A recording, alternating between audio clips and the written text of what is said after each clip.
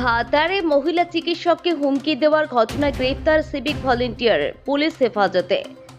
Bharat state general হাসপাতালে কর্মরত মহিলা চিকিৎসককে হুমকি দেওয়ার অভিযোগে ধৃত সিভিক ভলেন্টিয়ার সুশান্ত রায়কে রবিবার পেশ করা হলো বর্ধমান আদালতে।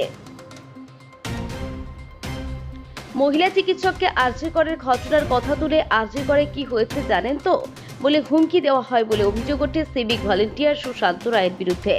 ভারতীয় ন্যায় সংহিতার 221, 132, 352 ও 352(2) ধারায় মামলা রুজু করে সুশান্ত রায়কে 7 দিনের পুলিশ হেফাজতের আবেদন জানিয়ে আদালতে পেশ করে ভাতার থানার পুলিশ।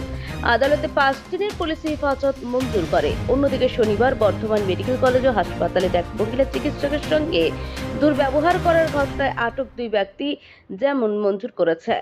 এই ব্যাপারে এদিন অতিরিক্ত police super headquarter Arka Banerjee জানিয়েছেন, দুটি ঘটনায় নির্দিষ্ট ধারায় মামলা শুরু করে তদন্ত শুরু হয়েছে।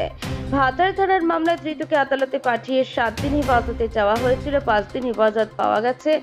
বর্তমান থানার মামলা জামিনযোগ্য ধারায় হয়েছে, থানা থেকেই জামিন হয়ে গেছে। আইন অনুযায়ী নোটিশ দেওয়া সহ যা যা করার হয়েছে।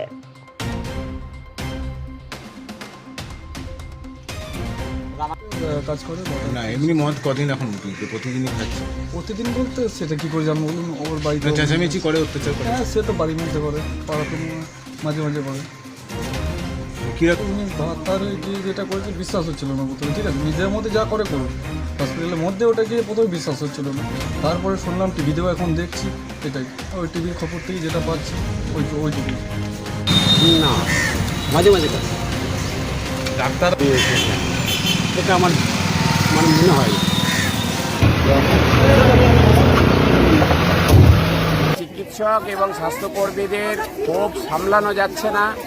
যেটা হচ্ছে যে আপনারা জানেন যে আজকে করে কি ঘটনা ঘটেছে, সারা দেশ নিয়ে সেই নিয়ে উত্তাল। সারা দেশের চিকিৎসক স্বাস্থ্যকর্মীরা কাজ বন্ধ করে দিয়েছেন এক আবহে। গতকাল রাত্রিরে একজন মাতাল হচ্ছে যে সিভিক পুলিশ সুশান্ত রায়, সিভিক পুলিশ, তিনি এসে আমার মহিলা চিকিৎসককে বলেছেন আরজি করে যা হয়েছে সেই ঘটনা আপনার সঙ্গে করে দেবো এই বলে থ্রেট করেছেন। তাকে তার উপর চড়াও হওয়ার চেষ্টা করেছেন। এরপরে আর কোনো ক্ষোভ বাধা মানে না এবং আমাদের চিকিৎসক এবং স্বাস্থ্যকর্মীদের নিরাপত্তা সুনিশ্চিত করবার জন্য যা যা করণীয় তাই করতে হবে। পূর্ব বর্ধমান থেকে শেখ সামিনের রিপোর্ট, খবর বর্ধমান নিউজ।